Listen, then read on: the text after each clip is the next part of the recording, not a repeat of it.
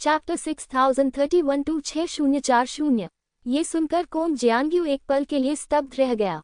भगवान वू टोंगटियन द्वारा आपको दिया गया जादुई हथियार कवच? कोंग जियांग्यू ने अविश्वास में पूछा। ये सही है, यह मास्टर वू टोंगटियन द्वारा दिया गया था। क्यों? हा, भगवान वू टोंगटियन चाहते हैं कि मैं जीतूं। क्या यह आसान नहीं है? क्या आप मानसिक रूप से विक्षिप्त हैं? आह! जियो फैन ने हंसते हुए कोंग जियांग्यू का मजाक उड़ाया। ये सुनकर कोंग जियांग्यू के हाव भाव बार बार बदल गए। भले ही भगवान वू टोंगटियन आपका समर्थन करें, ये काम नहीं करेगा। कोंग जियांग्यू की आंखों में जानलेवा इरादे चमक रहे थे और वह फिर से जियो फैन के सामने आ गया। इस समय कोंग जियांग्यू ने अपना तुरुप का पत्ता निकाला और जियो फैन को मारने की कोशिश की। जियो फैन भी पीछे नहीं हटा और अपनी पूरी ताकत से कोंग जियांग्यू से लड़ा। बाहरी दुनिया। वू टोंगटियन की आंखें फड़कने लगी। उसने गहरी सांस ली और गुस्सा न होने की पूरी कोशिश की। ये बच्चा बहुत बुरा है, वू टोंगटियन ने बड़बड़ाया। वह स्वाभाविक रूप से जानती थी कि जियो फैन ने उन शब्दों को जानबूझकर सिर्फ उस पर गंदा पानी फेंकने के लिए कहा था। जियो फैन ने अनुमान लगाया कि वू टोंगटियन ने जानबूझकर स्थान बदलकर कोंग जियांग्यू को ढूंढने दिया था।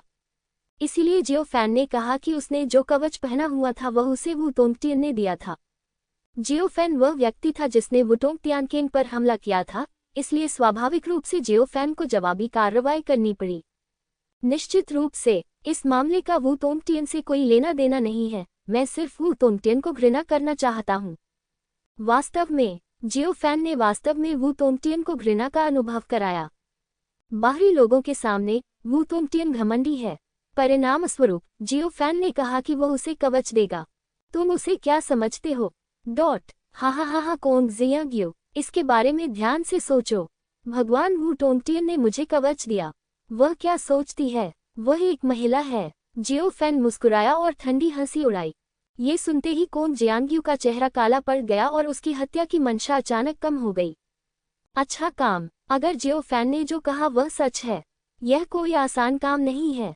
अमर राजा टिंग्युए को ये पसंद आया और वू टोंगटियन को भी। अगर उसने वास्तव में जियो फैन को चोट पहुंचाई और फिर वू टोंगटियन को नाराज कर दिया और फिर बदला लिया तो क्या यह नहीं होगा? ये सोचकर कोंग जियांग्यू ने पीछे हटने पर विचार करना शुरू कर दिया। कोंग जियांग्यू, उसकी बात मत सुनो। मेरा उससे कोई लेना देना नहीं है। इस समय वू टोंगटियन की क्रोधित आवाज पूरे स्वर्ग और पृथ्वी पर गूंज उठी। कोंग जियांग्यू एक पल के लिए स्तब्ध रह गया और उसकी आंखों में हत्या की मंशा फिर से उभर आई। हाँ, कोंग जियांग्यू, मेरा टोंगटियन से कोई लेना देना नहीं है। टोंगटियन और मैं निर्दोष हैं। क्या तुम समझ रहे हो? जब तुम इस मामले से बाहर निकलो तो कुछ भी बकवास मत कहो। जियो फैन चिल्लाया। कोंग जियांग्यू, ये सुनकर कोंग जियांग्यू की आंखों में जानलेवा इरादे अचानक फिर से कम हो गए। जियो फैन, तुम्हारा क्या मतलब है? दुनिया वू टोंगटियन की उग्र आवाज से भर गई। मुझे तुमसे क्या लेना देना है? तुमने मुझे टोंगटियन कहने की हिम्मत कैसे की? क्या तुमने ही मुझे टोंगटियन कहा है? हे टोंगटियन, ऐसे मत बनो। जियो फैन ने अपने हाथ उसकी पीठ के पीछे रखे और शांति से कहा, शादी की एक रात प्यार की 100 रातों के बराबर होती है। तुम्हें क्या हो गया है? जियो फैन, जैसे ही ये शब्द निकले वू टोंगकी के पिछले दांत लगभग टूट गए। अमर राजा टिंग्यू के अनुसरण के बाद से वू टोंगटियन को कभी ऐसा अपमान सहना पड़ा है, लेकिन अंत में जियो फैन ने वास्तव में उसे इस तरह अपमानित किया। वू टोंगटियन इतना क्रोधित था कि वह तुरंत गुप्त क्षेत्र में भागना चाहता था और जियो फैन को कड़ी सजा देना चाहता था। लेकिन दुर्भाग्य से अमर राजा टिंग्यू ने निर्देश दिया था कि उसे हस्तक्षेप नहीं करना चाहिए। वू टोंगटियन स्वाभाविक रूप से अमर राजा टिंग्यू द्वारा तैयार की जा रही प्रमुख घटनाओं से अवगत था और उसने लापरवाही से हस्तक्षेप करने की हिम्मत नहीं की। हा, टोंगटियन, चिंता मत करो। यहाँ सिर्फ मैं और कोंग जियांग्यू ही हैं। मैं उससे निपट लूंगा। यह मामला बाहर नहीं आएगा।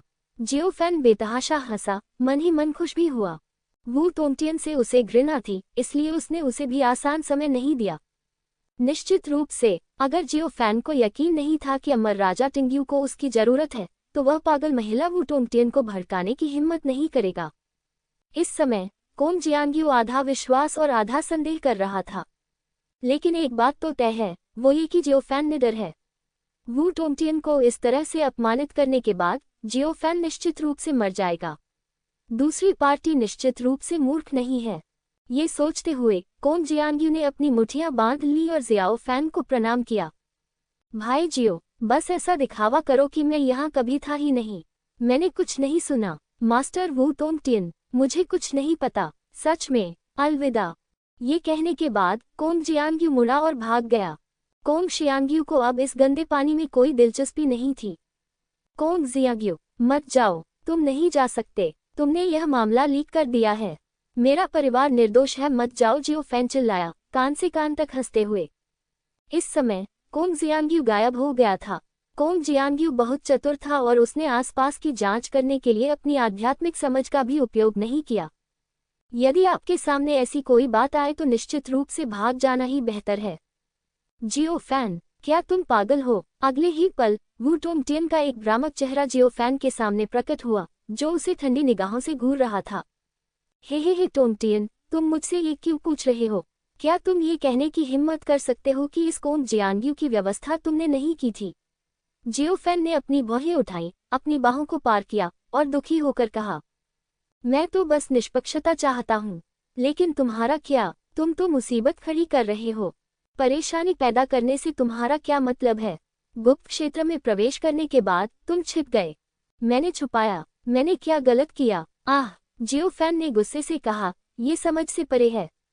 मैं उनका सार्वजनिक दुश्मन बन गया। क्या आपको लगता है कि मैं तैयार हूँ? मैं वही हूँ जो काल्पनिक परिलोक में है। बड़ी बहन। बड़ी बहन शब्द सुनकर जियाओ फैन के सामने वू तोंगटियन क्रोधित हो गया।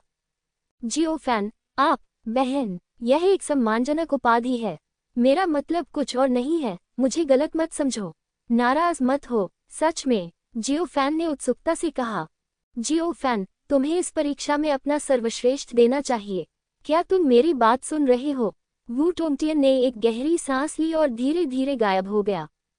ये देखकर कि वू तोंगटियन की सांस गायब हो गई थी, जियो फैन ने राहत की सांस ली। वास्तव में यह अवश्य ही अमर राजा टिंग्युए का अभिवादन है। अन्यथा वू तोंगटियन के गुस्से के कारण उसने अभी निश्चित रूप से कार्रवाई की होती। चूंकि वू तोंगटियन जल्दबाजी में काम करने की हिम्मत नहीं करता है। आगे क्या होता है? जियो फैन अपने मुंह के कोनों को ऊपर उठाने से खुद को रोक नहीं सका। वू तोंगटियन के गुस्से को देखते हुए वह निश्चित रूप से बाद में अन्य लोगों के आने की व्यवस्था करेगा। मैं जनता का दुश्मन बन जाऊंगा। इस मामले में मैं खुद ही पहल करके निकल सकता हूँ। समय से एक कदम आगे बढ़कर सबको गलत समझने के लिए उकसाना, ये सही है, यह महज एक गलतफहमी है। ये सोचकर जियो फैन मुस्कुराना बंद नहीं कर सका और उसका आकार गायब हो गया। वो पहल करना चाहता है। बाहर आकर वू तोंगटियन ने अपनी भौहें उठाई और उसके चेहरे पर थोड़ी नरमी आई। हालांकि अगले कुछ दिनों में वू तोंगटियन की अभिव्यक्ति लगातार बदसूरत होती गई। आपका नाम झाओ तियानगांग है ना? मेरे और वू तोंगटियन के बीच क्या रिश्ता है? क्या आप नहीं जानते? मैं हंसा और आपने मुझसे दुश्मनी करने की हिम्मत की। आपका अंत हो गया। जियो फैन झाओ तियानगांग नामक निजी गार्ड के कप्तान के सामने खड़ा था और अहंकार से बोल रहा था। तोंगटियन और मैं गुप्त रूप से सगाई कर रहे हैं। हम भविष्य में शादी करेंगे। जब समय आएगा तो मेरा तोंगटियन तुम्हें माफ नहीं करेगा। झाओ तियानगांग, नहीं, तोंगटियन, क्या ये हो सकता है? जियो फैन, वू तोंगटियन की क्रोधित आवाज फिर से स्वर्ग और पृथ्वी के बीच गूंज उठी। बकवास बंद करो। ठीक है तोंगटियन, बकवास से तुम्हारा क्या मतलब है? क्या मैंने जो कहा वह सच नहीं है? जियो फैन ने अपना सिर उठाया और शून्य में संघनित वू तोंगटियन के चेहरे को देखा, जो कान से कान तक मुस्कुरा रहा था। मेरे महान बच्चे, अधीर मत हो, तब तक प्रतीक्षा करो जब तक मैं अमर राजा टिंग्यू का शिष्य नहीं बन जाता। मैं तुमसे शादी करूंगा। जियो फैन बेतहाशा हंसा। जैसे ही ये शब्द निकले, झाओ तियानगांग का चेहरा एकदम बदल गया। वू तोंगटियन का खाली चेहरा सीधे टूट गया। वह जियो फैन, नहीं भाई जियो, अभी जो हुआ उसके लिए मुझे खेद है। यह मेरी गलती है। मैं गलत था। झाओ तियानगांग ने जियो फैन को प्रणाम किया। गलत? हे तुमने क्या गलत किया? जियो फैन ने अपनी बाहें पार की और हल्के से बोला, मुझे ऐसा नहीं करना चाहिए था। यह एक गलतफहमी थी। मुझे मास्टर वू तोंगटियन के साथ आपके रिश्ते के बारे में पता नहीं था। अलविदा, बाहर निकलो, मैं तुम्हारे लिए एक ड्रिंक पिलाऊंगा। ऐसा कहकर झाओ तियानगान पलटा और भाग गया। इससे कोई फर्क नहीं पड़ता कि जियो फैन ने जो कहा वह सच है या झूठ। लेकिन भले ही दूसरे पक्ष ने ऐसा कहा, वू तोंगटियन ने कोई कार्रवाई नहीं की, इसलिए इस मामले के पीछे कुछ तो होगा। कुल मिलाकर जियो फैन को नाराज नहीं होना चाहिए। यदि आप वू तोंगटियन को अपमानित करते हैं तो आपका जीवन आसान नहीं होगा, भले ही आप अमर राजा टिंग्यू के शिष्य बन जाएं। हर कोई जानता है कि वू तोंगटियन अमर राजा टिंग्यू का पूर्ण विश्वास पात्र है, अपमान बर्दाश्त नहीं कर सकता। हे दिलचस्प। जियो फैन हंसना बंद नहीं कर सका। उन्होंने वू तोंगटियन की निचली रेखा को बार बार छुआ और अंततः ये सुनिश्चित किया कि दूसरी पार्टी अंदर नहीं जा पाएगी। जहां तक गुप्त क्षेत्र छोड़ने के बाद वू तोंगटियन उससे बदला लेगा, ये बात की बात है। सच कहूं तो जियो फैन को इसकी परवाह नहीं थी। आखिरकार अमर राजा टिंग्यू को मेरी जरूरत है। अमर राजा टिंग्यू को अपने जैसा राक्षस कहाँ मिल सकता था। जियो फैन, तुमने मेरी प्रतिष्ठा बर्बाद करने की हिम्मत की। मैं तुमसे मरते दम तक लड़ूंगा। इस समय वू तोंगटियन का चेहरा फिर से शून्य के ऊपर केंद्रित हो गया। हा तोंगटियन, मैं सच कह रहा हूँ, इतना गुस्सा मत हो। जियो फैन ने मुस्कुराते हुए कहा। गुस्सा? क्या मुझे गुस्सा नहीं होना चाहिए? तुम्हें ऐसा नहीं करना चाहिए। अपनी तरफ देखो, तुम स्पष्ट रूप से सुंदर हो, लेकिन कोई भी आदमी तुम्हें पसंद नहीं करता। मैं तुम्हें पसंद करता हूँ। क्या तुम मुझे पसंद नहीं करती? तुम्हारा क्या मतलब है? तोंगटियन, तुम्हें समझदार होना चाहिए, जियो फैन ने मुस्कुराते हुए कहा। जियो फैन, तुम रुको। वू तोंगटियन गुस्से में था। वह स्वयं ऐसा नहीं कर सकता, लेकिन वह स्थान बदल सकता है। अगले ही पल झांग यितेन और अन्य लोगों के आसपास का माहौल विकृत हो गया। एक समाधि के बाद झांग यितेन और शाही रक्षकों के साथ अन्य कप्तान जियो फैन के चारों ओर दिखाई दिए। जियो फैन, झांग यितेन दंग रह गया और उसने अपनी आंखें रगड़ लीं। यह पागल औरत। जियो फैन ने एक सांस ली और मुस्कुराते हुए झांग यितेन और अन्य लोगों की ओर देखा। हे कप्तान, मैंने आपको कुछ दिनों से नहीं देखा है। क्या आप ठीक हैं? हे जियो फैन, ये वास्तव में तुम हो। तुम बहुत बुरे हो। तुम्हारी हिम्मत कैसे हुई मुझे फंसाने की? झांग यितेन गुस्से में था और उसने अपना जादुई हथियार निकाला, हमला करने के लिए तैयार हो गया। तुम्हें फंसाया जा रहा है। हास्यास्पद। जियो फैन ने तिरस्कार में अपना सिर हिलाया और आसमान की ओर देखा।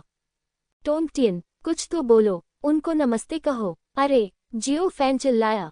कोई हलचल नहीं थी। जियो फैन, तुम क्या कर रहे हो? झांग यितेन आश्चर्यचकित था। शोर मत करो, तुम्हें जल्द ही पता चल जाएगा। जियो फैन ने झांग यितेन की ओर हाथ हिलाया। तोंगटियन, जल्दी करो, इससे बाद में गलतफहमी पैदा होगी। तोंगटियन, जियो फैन चिल्लाया। बाहरी दुनिया। वू तोंगटियन ने अपने मुंह के कोने को ऊपर उठाया और गुप्त क्षेत्र में सब कुछ देखा। लेकिन अंतर यह है कि वू तोंगटियन ने ध्वनि को अलग कर दिया। यदि आप इसे सुन नहीं सकते तो आप क्रोधित नहीं होंगे। यदि आपको गुस्सा नहीं आता तो आप किनारे से खड़े होकर देख सकते हैं। हे जियो फैन, तुम्हारा काम खत्म हो गया, वू तोंगटियन ने ठंडे स्वर में कहा। पहली बार उसे पता चला कि उसका चरित्र अभी भी पूरी तरह से स्थिर नहीं है।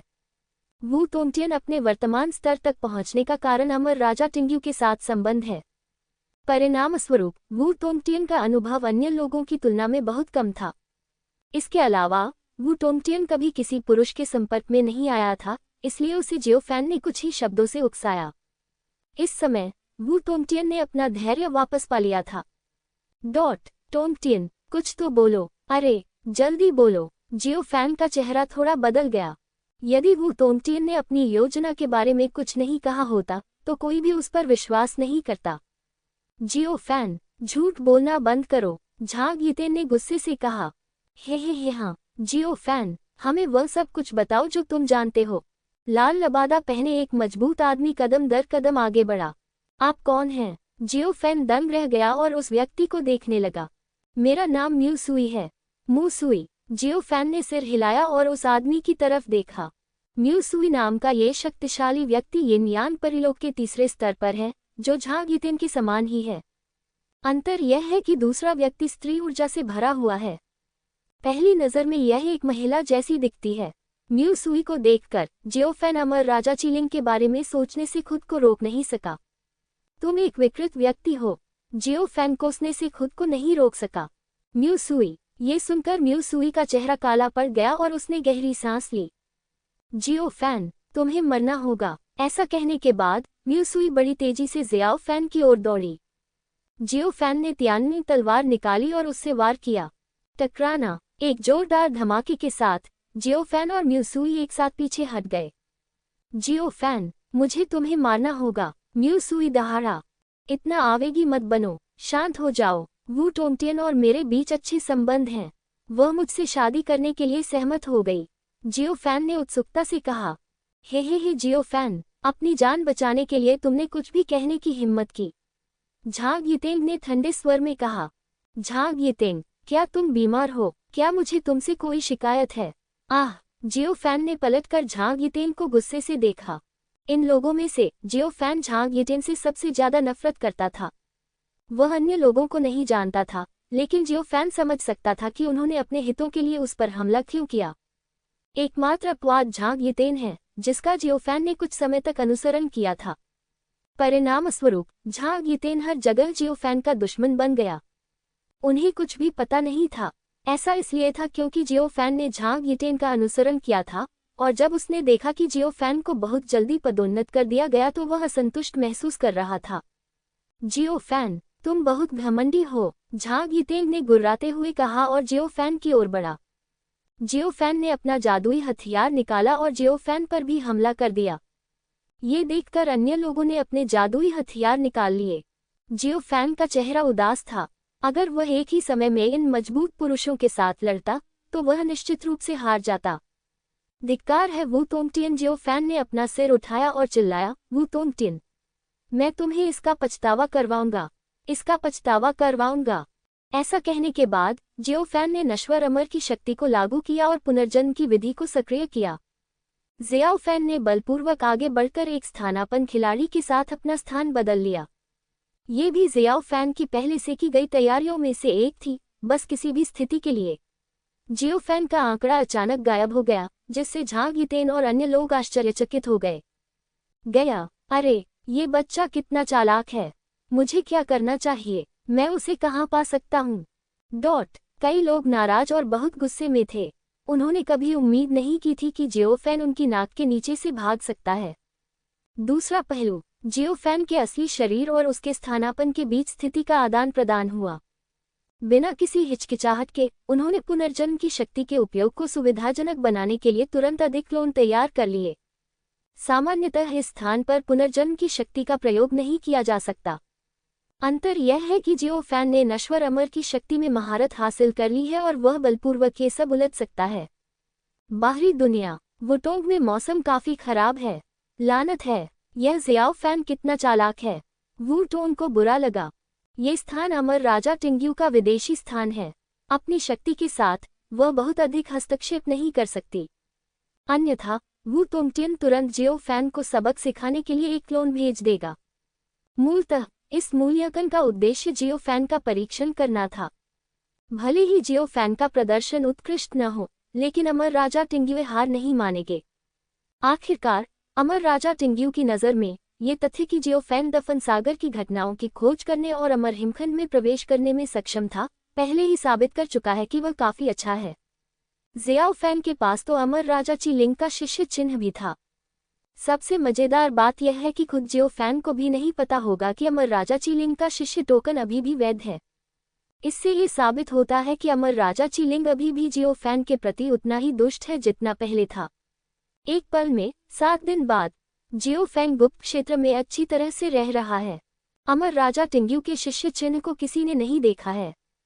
उन्हें अचानक ये भी एहसास हुआ कि जियाओ फैन को वास्तव में शिष्य टोकन के बारे में कोई सुराग नहीं है। अन्यथा क्या दूसरा पक्ष पहले ही मुकदमा पूरा नहीं कर चुका होता? तुम्हें ऐसा क्यों करना है? ये सोचकर जियो फैन के प्रति बुरी नीयत रखने वाले लोगों की संख्या अचानक बहुत कम हो गई। आखिरकार जियो फैन की क्षमता अद्भुत है। इसके अलावा ऐसा लगता है कि उसके और वू टोंगटियन के बीच एक शर्मनाक रिश्ता है। अफसोस, वू टोंगटियन और अमर राजा टिंग्यू क्या सोच रहे हैं? आखिर वे क्या करना चाहते हैं? जियो फैन एक गुफा में छिप गया, धीरे से बुदबुदा रहा था। उसका चेहरा बहुत अच्छा नहीं लग रहा था। जियो फैन की नज़र में तथाकथित शिष्य टोकन सिर्फ एक टोकन था जो अमर राजा टिंग्यू के आदेश पर कहीं भी प्रकट हो सकता था। जियो फैन वास्तव में झांग यितेंग म्यूसुई और अन्य लोगों से पूछना चाहता था कि क्या वे सभी मूर्ख थे। दूसरा पक्ष इतना सरल सत्य नहीं देख सकता। तभी अचानक मौसम बदल गया। पहले तो धूप खिली हुई थी और मौसम चमक रहा था, लेकिन अचानक अंधेरा छा गया और आप अपने सामने अपना हाथ भी नहीं देख पा रहे थे।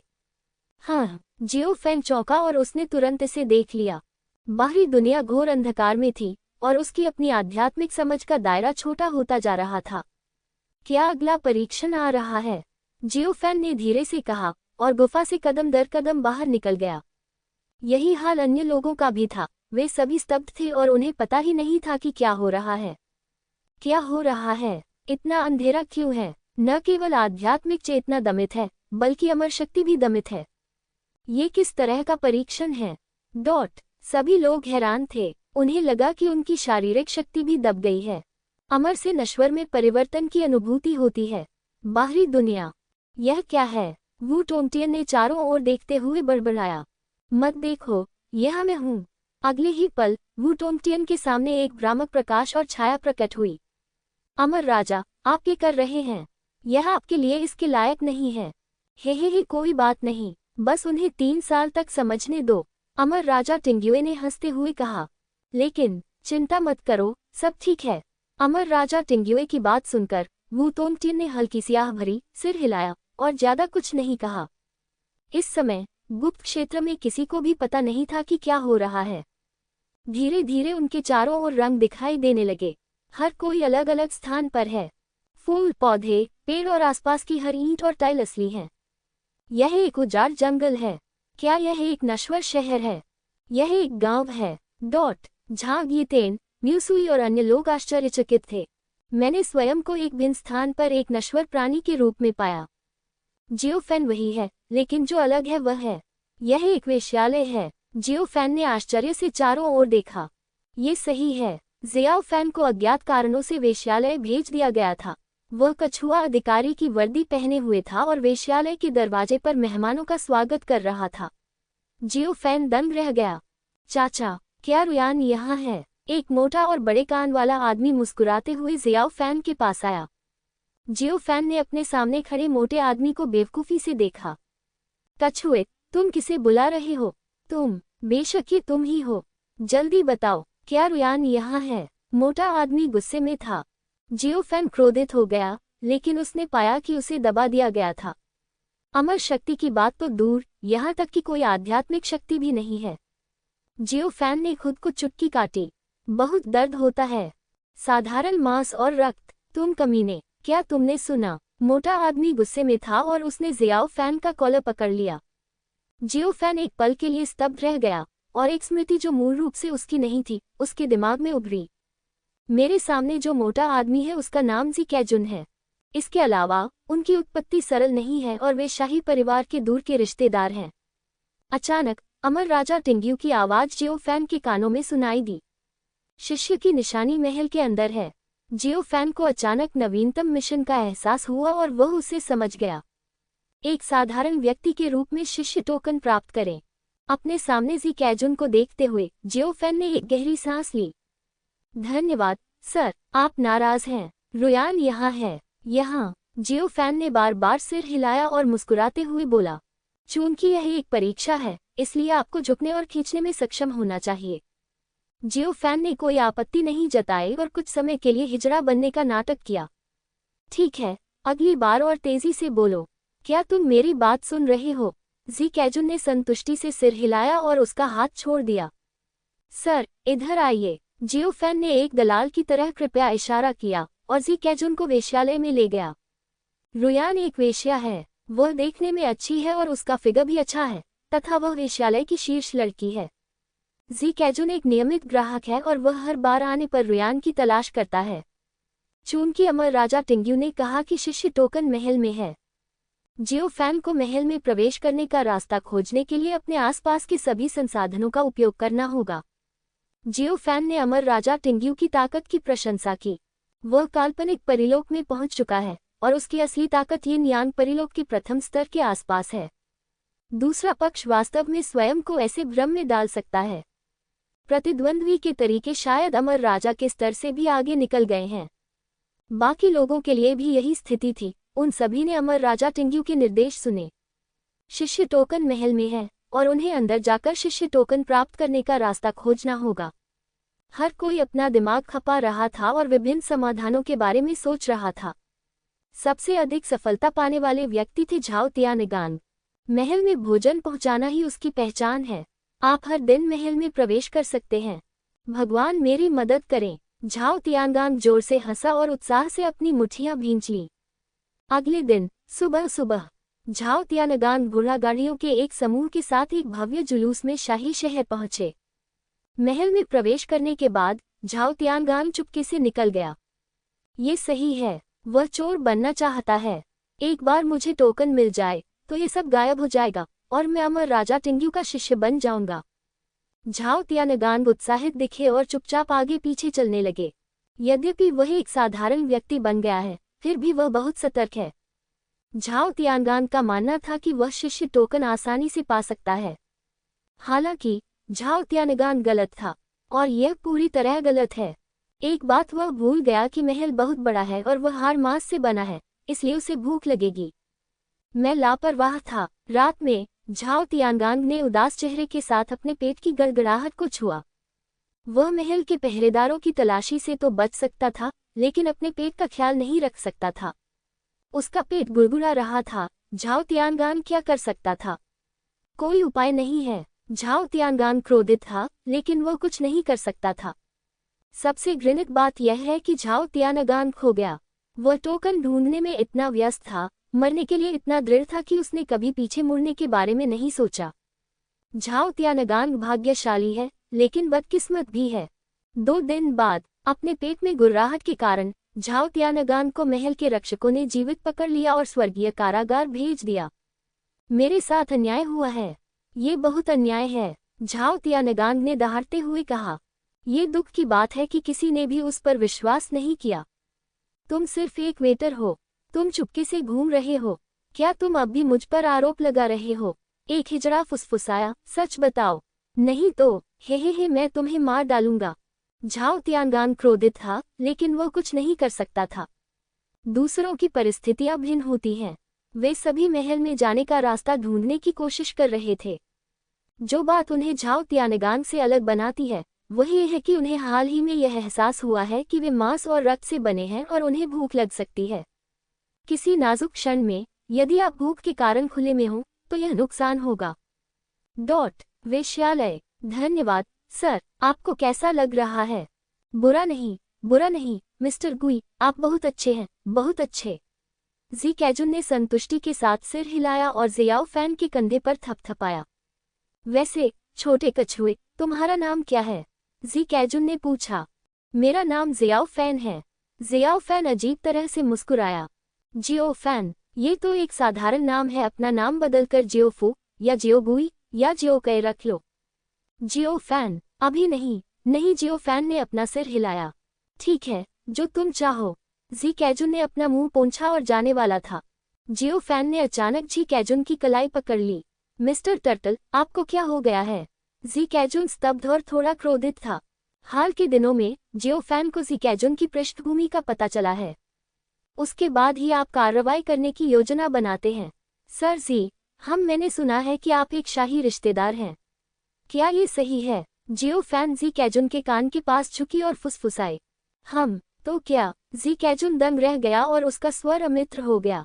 हे सर जी, कृपया मुझे गलत मत समझिए। मेरे पास एक तरीका है। यह आपकी स्थिति को लगातार बढ़ाने में मदद कर सकता है। जियो फैन कान से कान तक मुस्कुराया। कौन सी विधि? जी कैजुन एक पल के लिए स्तब्ध रह गई, फिर उसकी दिलचस्पी बढ़ गई। छोटे कछुए आदमी, अगर तुम मुझसे झूठ बोलोगे तो कीमत बहुत अधिक होगी। सर, चिंता न करें, समाधान यह है। जियो फैन जी कैजुन के कान के पास झुक गया और फुसफुसाया। ये सुनकर जी कैजुन की आंखें चमक उठी और वह ताली बजाता रहा। अच्छा बढ़िया विचार। मैंने कभी नहीं सोचा था। आप थोड़े बूढ़े हो गए हैं, लेकिन आप वास्तव में एक प्रतिभाशाली व्यक्ति हैं। हे धन्यवाद सर, आप बहुत दयालु हैं। मैं तो बस यूं ही कह रहा था। जियो फैन ने मुस्कुराते हुए कहा। बुरा नहीं है, इस विधि को आजमाया जा सकता है। जी कैजुन ने संतोष से सिर हिलाया। छोटे कछुए, अगर ये तरीका सफल रहा तो तुम क्या इनाम चाहते हो?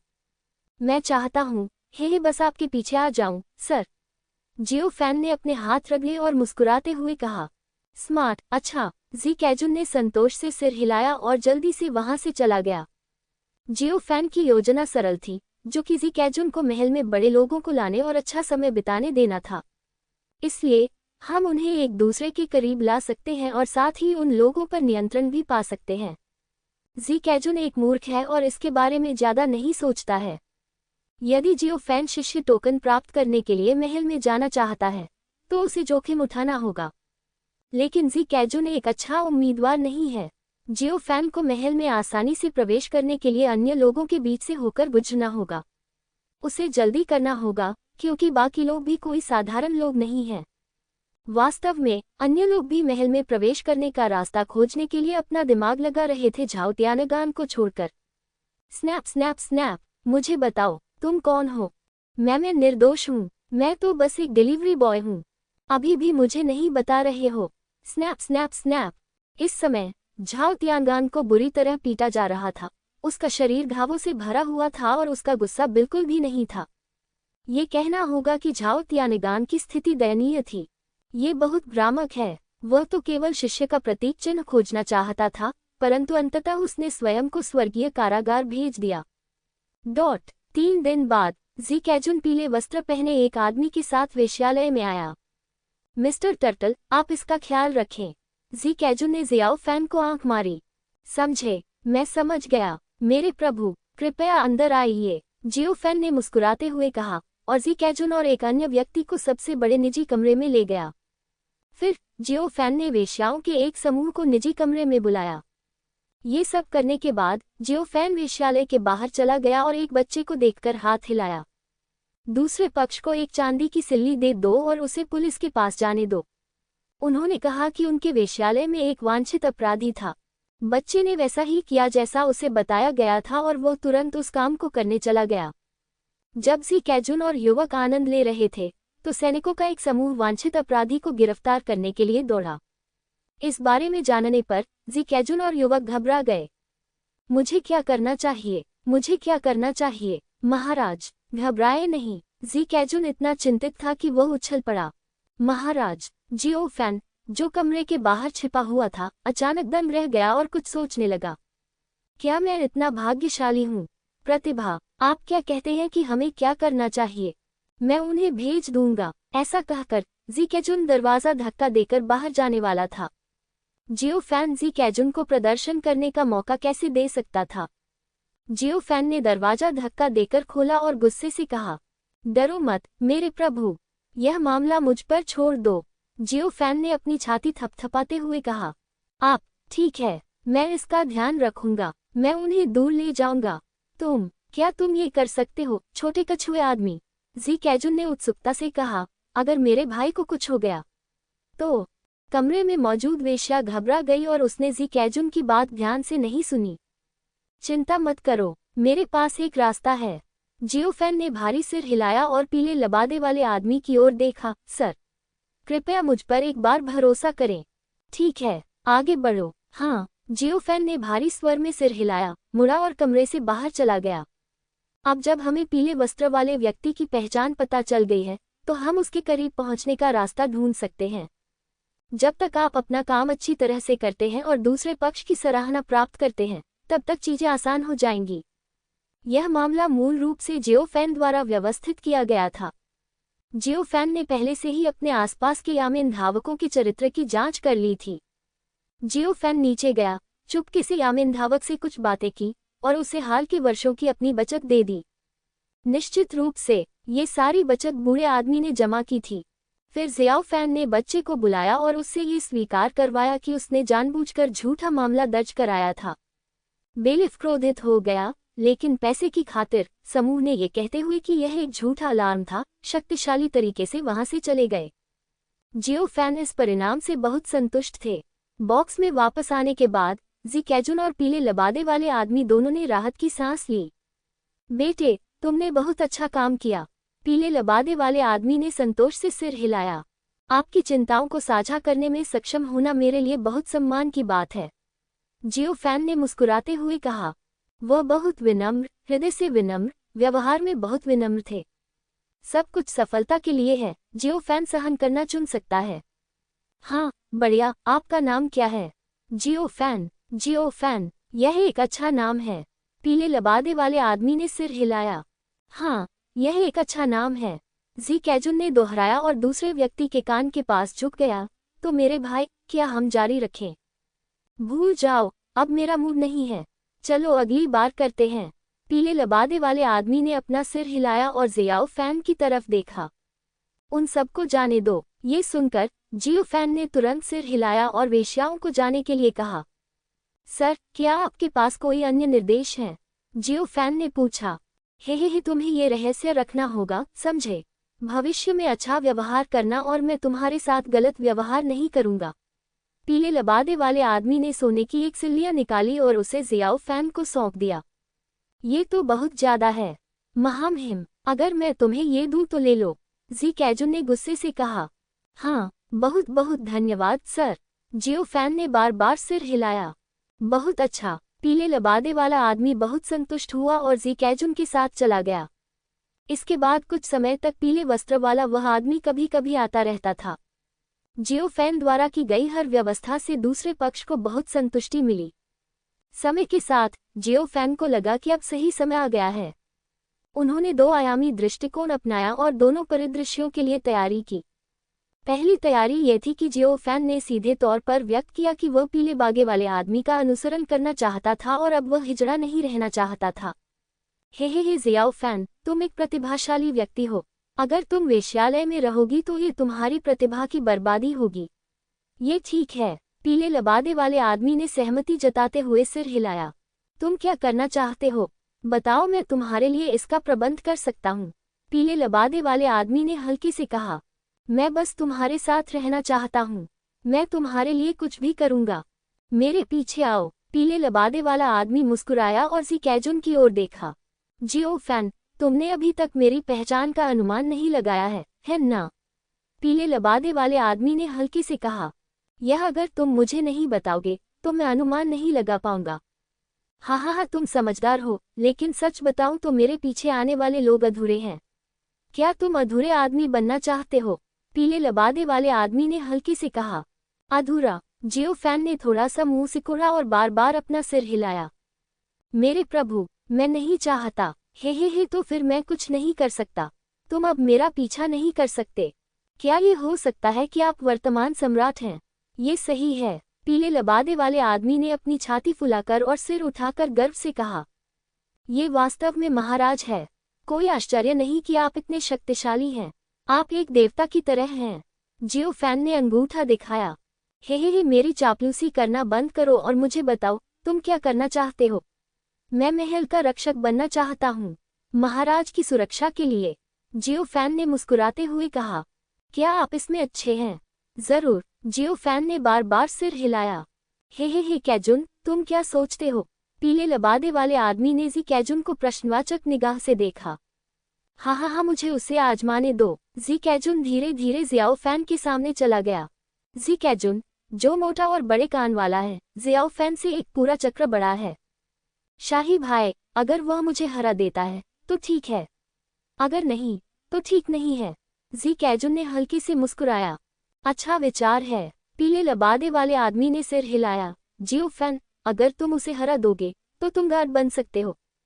ठीक है, जियो फैन ने बार बार सिर हिलाया। भले ही वह एक मांस और रक्त का शरीर था, क्या ये जी कैजुन को हराने के लिए पर्याप्त नहीं था? जियो फैन, मैं यहाँ हूँ। जी कैजुन ने जियो फैन को दोनों हाथों से पकड़ लिया और उन्हें जियो फैन के कंधों पर रख दिया। हालांकि जियाओ फैन अपने हाथ के एक झटके से जी कैजुन से मुक्त हो गया। जी कैजुन एक पल के लिए स्तब्ध रह गया और जियो फैन पहले से ही झुककर उसके पीछे आ गया था।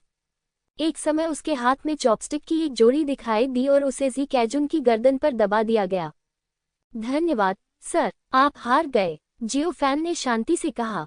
ये देखकर जी कैजुन ने राहत की सांस ली। यदि प्रतिद्वंद्वी के हाथ में चाकू होता तो वह मर जाता।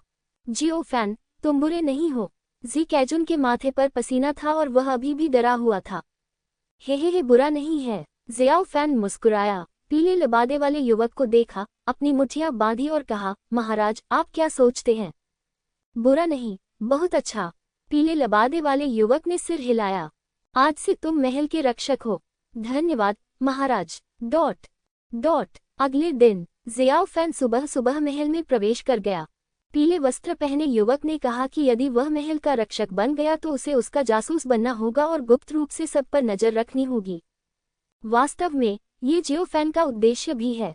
पहले सम्राट से संपर्क करो और जब तुम उससे परिचित हो जाओ तो उसे महल में ले जाने को कहो। चूंकि वह पहले से ही दूसरे पक्ष से परिचित था, इसलिए वह स्वाभाविक रूप से ज़ियाओ फैन का विश्वास पात्र होगा, जिससे ज़ियाओ फैन के लिए बाद में कार्य करना सुविधाजनक हो जाएगा। डॉट बाहरी दुनिया। अमर राजा टिंग्यू, उसे देखो, ये ज़ियाओ फैन कितना बेशर्म है। वू टोंगटियन ने गुस्से से कहा। हे यह थोड़ा घृणित है, लेकिन बस इतना ही। अमर राजा टिंग्यू ने अपना सिर हिलाया और मंद मंद मुस्कुराया। वू टोंगटियन और अमर राजा टिंग्यू को ज़ियाओ फैन और अन्य लोगों की हर चाल का पता था। डॉट 3 दिन बाद ज़ियाओ फैन महल में दाखिल हुआ। ज़ियाओ फैन अमर राजा टिंग्यू के शिष्य टोकन के मामले की जांच कर रहा है। यह अफसोस की बात है कि कोई भी खबर नहीं है, लेकिन ज़ियाओ फैन ने एक और खबर सुनी। कुछ दिन पहले एक सब्जी डिलीवरी करने वाले व्यक्ति को चोरी छिपे घूमने के आरोप में गिरफ्तार कर जेल में डाल दिया गया था। खबर सुनकर ज़ियाओ फैन को अचानक एहसास हुआ, यह अवश्य ही गार्ड का कोई कप्तान होगा। ज़ियाओ फैन को इसमें दिलचस्पी हो गई और वह सोचने लगा कि क्या इस व्यक्ति ने कुछ खोज की है। मुझे भी जिज्ञासा है कि यह व्यक्ति कौन है। इसलिए ज़ियाओ फैन ने कुछ लोगों को रिश्वत दी और गुप्त रूप से स्वर्गीय जेल में चला गया। Snap snap snap. जैसे ही उसने आकाशीय जेल में प्रवेश किया, ज़ियाओ फैन ने कोड़ों की आवाज सुनी। बोलो, तुम अब भी कबूल नहीं करोगे? बोलो, मुझे मारना बंद करो। मैं गलत था, मुझे इधर उधर नहीं भटकना चाहिए था, मैं वास्तव में कुछ नहीं जानता। झाओ तियानगान। ज़ियाओ फैन एक पल के लिए स्तब्ध रह गया, फिर मुस्कुराता हुआ चला गया। वास्तव में इस समय झाओ तियानगान को फाड़ दिया गया था और एक लकड़ी के खंभे से बांध दिया गया था। वह बहुत दयनीय लग रहा था। हे क्या इस व्यक्ति ने कबूल किया? ज़ियाओ फैन ने हल्के से कहा। अभी तक नहीं। क्या? महामहिम ने मुझे यहाँ भेजा है। ज़ियाओ फैन ने एक सुनहरा टोकन निकाला।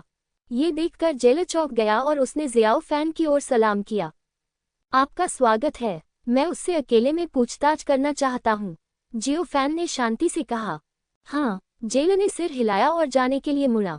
ज़ियाओ फैन की आवाज़ सुनकर झाओ तियानगान दंग रह गया और अविश्वास से ज़ियाओ फैन को देखने लगा। तुम हो ज़ियाओ फैन? हाँ, यह मैं ही हूँ। ज़ियाओ फैन ने सिर हिलाया और झाओ तियानगान के सामने चला गया। झाओ तियानगान, तुम बहुत दुखी हो। मैं हाँ ज़ियाओ फैन, कृपया मेरी मदद करो। मुझे बाहर निकालने का कोई रास्ता खोजो। मैंने वास्तव में कुछ नहीं किया। बेशक मुझे पता है कि तुम निर्दोष हो। तुम यहाँ टोकन के लिए आए हो। ज़ियाओ फैन ने हल्के से कहा। हाँ, ये सही है। झाओ तियानगान ने बड़े दुख के साथ कहा, मैंने तुमसे कहा था। उन्होंने मुझ पर विश्वास नहीं किया। ज़ियाओ फैन, तुम्हें मेरी मदद करने का कोई रास्ता ढूंढना होगा। हे झाओ तियानगान, क्या हम अच्छे संबंध में हैं? आह, ये ज़ियाओ फैन, नहीं। भाई ज़ियाओ, मैं गलत था, कृपया मेरी मदद करें। अब से हम दुश्मन के बजाय दोस्त होंगे। यहाँ से निकलने के बाद मैं निश्चित रूप से आपको चुका दूंगा। हे झाओ तियानगान, बताओ तुम्हें क्या मिला? ज़ियाओ फैन ने अपनी बाहें पार की और हल्के से बोला। तुमने मुझे जाने दिया, मैं तुम्हें बताऊंगा कि मुझे क्या मिला। जाने दो। झाओ तियानगान, तुम सच में मेरे बारे में बहुत अच्छा सोचते हो। मेरे पास तुम्हें जाने देने की क्षमता नहीं है। ज़ियाओ फैन ने अपना सिर हिलाया। मैं इसे जाने नहीं दे सकता। मैं तुम्हें कुछ नहीं बताऊंगा। झाओ तियानगान ने सांस छोड़ते हुए धीमी आवाज में कहा। सच में? ज़ियाओ फैन ने पलटकर लाल गर्म लोहा निकाला और कदम दर कदम झाओ तियानगान की ओर चल पड़ा। ज़ियाओ फैन, तुम क्या करना चाहते हो? झाओ तियानगान चौंक गया और उसने गहरी सांस ली। जैसे ही सोल्डरिंग आयरन करीब आया, झाओ तियानगान को चिलचिलाती गर्मी का एहसास हुआ। उसे कई बार जलाया गया है और हर बार उसकी हालत मौत से भी बदतर थी। झाओ तियानगान सचमुच डर गया था। मुझे बताओ, तुमने क्या खोजा है? या तुम कहाँ थे? सच बताओ, नहीं तो ज़ियाओ फैन ने व्यंग्य किया। मैं तुम्हें कुछ नहीं बताऊंगा। ज़ियाओ फैन ने सीधे ब्रांडिंग लोहे से झाओ तियानगान की छाती को जला दिया। झाओ तियानगान दर्द से चिल्लाया और अपने माता पिता के लिए रोया। झाओ तियानगान, तुम मुझे बताओगे या नहीं? बताओ मुझे। मैं वास्तव में नहीं जानता। जियो फैन, मैं गलत था, कृपया मुझे जाने दो। ठीक है। अच्छा नहीं है। जियाओ फैन के हाथों में पड़ने के बाद झाओ तियानगान वास्तव में दुखी था। जियो फैन उसे बिल्कुल भी माफ नहीं करना चाहता था। झाओ तियानगान को इतनी बुरी तरह से प्रताड़ित किया गया कि अंततः उसने सब कुछ कबूल कर लिया। झाओ तियानगान कुछ स्थानों पर गया लेकिन उसे कुछ नहीं मिला। जियो फैन ने हल्की सी आह भरी और अपना सिर हिलाया। झाओ तियानगान, क्या ये बेहतर होगा यदि आप हमें पहले बता सकें? क्या इससे हमारे रिश्ते को नुकसान पहुंचेगा? जियो फैन ने पानी की एक बाल्टी ली और उसे झाओ तियानगान के मुंह के पास ले आया। पी लो, भाई झाओ, अगर तुमने ये पहले कहा होता तो बेहतर होता, जियो फैन ने हल्के से कहा। झाओ तियानगान ने अपने दिल में कोसा, लेकिन कुछ और कहने की हिम्मत नहीं हुई। बिल्कुल नहीं, वह जियो फैन से डरता था। ये शैतान है। मैं गलत था, जियो फैन, तुम्हें मुझे बचाने का कोई रास्ता खोजना होगा। झाओ तियानगान अजीब तरह से मुस्कुराया। हालांकि वह अपने दिल में जियो फैन से नफरत करता था और उसे मारना चाहता था, लेकिन उसने यह नहीं दिखाया। हे, तुम्हें जाने दिया, मैं कोई दूसरा प्रतियोगी नहीं बनाऊंगा। जियो फैन ने अपना सिर हिलाया और जेलर को बुलाया। जब जेलर ने झाओ तियानगान को और भी अधिक दुखी देखा, तो उसने जियो फैन को अंगूठा दिखाया। सर, आप बहुत साधन संपन्न हैं। हे, यह ठीक है, बस एक साधारण तरीका है। जियो फैन मुस्कुराया और अपना हाथ लहराया। ऐसा लगता है कि यह बच्चा कुछ नहीं जानता। अब इसे मत मारो, बस इसे अच्छा खाना दो। हाँ, जेलर ने सिर हिलाया। जियो फैन ने झाओ तियानगान को गहराई से देखा, फिर मुड़कर चला गया। बाहरी दुनिया। सर, क्या जियाओ फैन झाओ तियानगान को नाराज करने से नहीं डरता? वू टोंगटियन ने भौहें सिकोड़ी। जब दूसरों के दुर्भाग्य का फायदा उठाने की बात आई तो जियो फैन बिल्कुल भी विनम्र नहीं था। हे, झाओ तियानगान अभी भी जीवित है, इसलिए जियो फैन पहले ही पीछे हट चुका है। अमर राजा टिंग्यू ने मुस्कुराते हुए अपना सिर हिलाया। ठीक है, लेकिन इस मुकदमे को खत्म होने में कितना समय लगेगा? वू टोंगटियन उत्सुक था। कितना समय? मुझे नहीं पता। चलो इंतजार करते हैं और देखते हैं, कोई जल्दी नहीं है। अमर राजा टिंग्यू ने चंचलता से मुस्कुराया।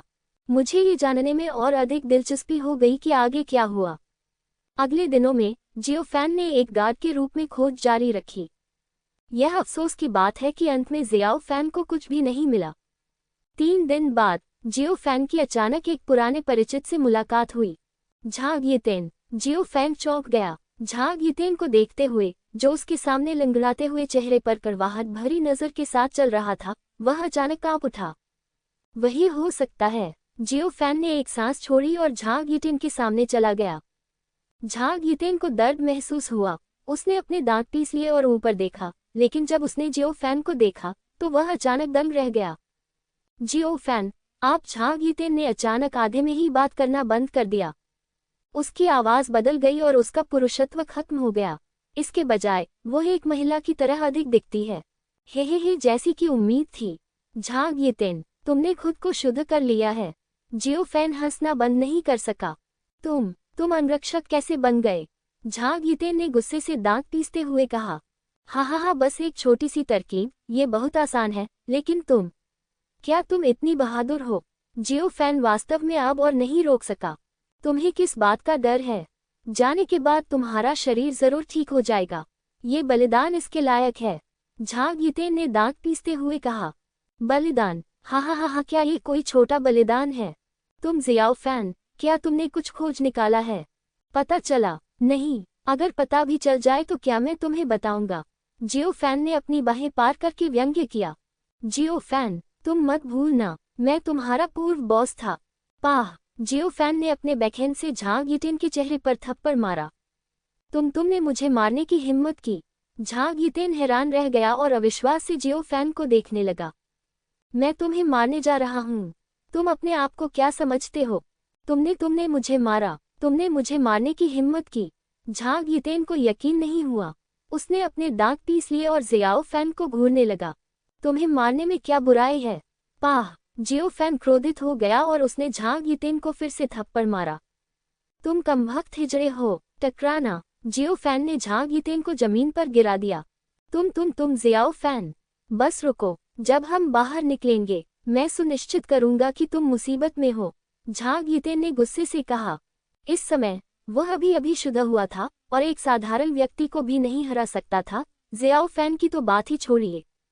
हे मैं तुम्हारा इंतजार करूंगा। लेकिन जियो फैन झुक गया और झांग यीतेन के सामने बैठ गया और ठंडी आवाज में कहा, झांग यीतेन, क्या तुम इस पर विश्वास करते हो या नहीं? मैं अब तुम्हें मारने का मौका ढूंढूंगा। तुम जियो फैन, यह अमर राजा टिंग्यू का जादू है। तुम और मैं इसे अच्छी तरह से जानते हैं। अगर मैं मरा नहीं हूं, बस इंतजार करो, झांग यीतेन ने अपने दांत पीसते हुए गुस्से से कहा। जियो फैन ने उपहास किया और झांग यीतेन के कंधे पर थपथपाया। यदि ऐसा है तो मैं तुम्हें मार नहीं डालूंगा, लेकिन मैं तुम्हें मौत से भी बदतर जीवन जीने पर मजबूर कर दूंगा ताकि तुम अनुभव कर सको कि दर्द क्या होता है। जैसे ही उसने बात की, जियो फैन ने एक खूनी मुस्कान प्रकट की। झांग यीतेन कांप उठा। आजकल वह जियाओ फैन जितना अच्छा प्रदर्शन नहीं कर रहा है। अगर जियो फैन उससे निपटने का इरादा रखता है तो वह बाद में परेशानी में पड़ जाएगा। जियो फैन, मत करो, चलो इस बारे में बात करते हैं, झांग यीतेन ने उत्सुकता से कहा। ये सबसे अच्छा तरीका होगा। जियो फैन ने उपहास किया और झांग यीतेन के कंधे पर थपथपाया। अब से अपना व्यवहार ठीक रखना, समझे? ऐसा कुछ मत करना जिसका तुम्हें पछतावा हो। मुझे डर है कि बाद में तुम्हें इसका पछतावा होगा। मैं समझ गया। झांग यीतेन का पूरा शरीर कांप उठा और उसने सिर हिला दिया। अच्छी बात है। ऐसा कहने के बाद जियो फैन धीरे से खड़ा हुआ, मुड़ा और चला गया। जियाओ फैन को झांग यीतेन में कोई दिलचस्पी नहीं थी। इसके अलावा जियो फैन को स्पष्ट रूप से पता था कि अमर राजा टिंग्यू ये सब देख रहे होंगे। गार्ड एस्कॉर्ट से अलग होते हैं। गार्ड का कप्तान अपनी इच्छा से मर सकता है, लेकिन गार्ड का प्रत्येक सदस्य एक शक्तिशाली लड़ाकू बल है। यद्यपि वह अमर राजा टिंग्यू के प्रभाव में है, लेकिन यह अनुमान लगाया जाता है कि दूसरा पक्ष झांग यीतेन को मरते हुए नहीं देखेगा। झांग यीतेन ने दांत पीसकर कठिनाई से ऊपर चढ़ा। क्यों? झांग यीतेन क्रोधित था। उसने हर संभव प्रयास किया और अपना दिमाग खपाया, लेकिन अंत में उसे अंदर जाने के लिए हिजड़ा बनना पड़ा। जियो फैन को क्या हुआ? शाही रक्षक, क्यों? झांग यीतेन ने राहत की सांस ली और लंगड़ाते हुए चला गया। उसे अमर राजा टिंग्यू का शिष्य चिन्ह प्राप्त करने वाला पहला व्यक्ति बनने का रास्ता खोजना होगा। इसी समय शाही रक्षकों के कप्तान जो महल में घुसना चाहते थे, उन्होंने बहुत सोच विचार करने के बाद मूल रूप से बंध्याकरण का विकल्प चुना। बिल्कुल नहीं, वे सभी पुरुष थे और इसके अलावा वे महल में प्रवेश नहीं कर सकते थे। अमर राजा टिंग्यू के शिष्य बनने के लिए और यह जानते हुए कि वे जाने के बाद अपनी मूल स्थिति में लौट आएंगे, उन्होंने कड़ी लड़ाई लड़ी। कोंग शियांग्यू और जिन शियांगमिंग की संयोगवश मुलाकात हुई। उन्होंने एक के बाद एक खुद को नपुंसक बना लिया और एक साथ महल में प्रवेश किया। जिन जियांगमिंग, हम ये कर रहे हैं, क्या यह इसके लायक है? कोंग जियांग्यू ने गहरी आवाज में कहा। उसका चेहरा बेहद उदास था। हे चाहे यह इसके लायक हो या नहीं, हमें कड़ी मेहनत करनी होगी, जिन जियांगमिंग ने व्यंग्य किया। अफसोस, मुझे उम्मीद है कि यह इसके लायक होगा। कोंग जियांग्यू ने धीरे से आह भरी और लंगड़ाते हुए चला गया। वह और जिन जियांगमिंग एक साथ हिजड़े के निवास पर गए। जैसे ही मैं अंदर दाखिल हुआ, मैंने एक पुराने परिचित झांग यीतेन को देखा, जिसका चेहरा और नाक चोटिल थे। झांग यीतेन, आप भी यही हैं? जिन जियांगमिंग ने चिल्लाकर कहा। आप लोग महान दिमाग एक जैसा सोचते हैं। झांग यीतेन ने धीरे से आह भरी। क्या आपको कुछ मिला? मुझे कुछ नहीं मिला, लेकिन क्या? पर मैं जियाओ फैन से मिला। वह झांग यीतेन ने जियो फैन को बताया कि उससे मिलने के बाद क्या हुआ था। ये सुनकर जिन जियांगमिंग कोंग जियांग्यू का चेहरा काला पड़ गया। मैंने कभी उम्मीद नहीं की थी कि जियो फैन महल का रक्षक बन जाएगा। यह उचित नहीं है। क्यों? ये सही है। वह महल का रक्षक क्यों है? और हम? क्या ये वू तोंगटियन हो सकती है? वह है जिन जियांगमिंग बोलने में झिझक रही थी। झांग यीतेन और कोंग जियांग्यू ने एक दूसरे को देखा और एक दूसरे की ओर देखा। दोनों पक्षों के अलग अलग व्यवहार ने उन्हें अधिक सोचने पर मजबूर कर दिया। बाहरी दुनिया ये दृश्य देखकर और जिन जियांगमिंग तथा अन्य लोगों की बातें सुनकर वू तोंगटियन क्रोधित हो गया। लानत है, उनकी हिम्मत कैसे हुई मुझे बदनाम करने की। वू तोंगटियन गुस्से में था। हे नाराज मत हो। उनके साथ और जियो फैन के साथ जो व्यवहार किया गया वह वाकई बहुत अलग है। अमर राजा टिंग्यू ने हल्की से मुस्कुराया। लेकिन प्रभु अमर राजा, जब वे बाहर आ जाएं, तो आप उनके साथ जो चाहे कर सकते हैं। हाँ, वू टोंगटियन ने सिर हिलाया और दूसरों की ओर देखा। ज़ियाओ फैन के अलावा सबसे चतुर व्यक्ति म्यू सुई है। म्यू सुई को यह अच्छी तरह पता था कि महल में प्रवेश करना असुविधाजनक होगा और उसकी एक पहचान होनी चाहिए। और आपको इस पहचान के लिए स्वयं ही संघर्ष करना होगा।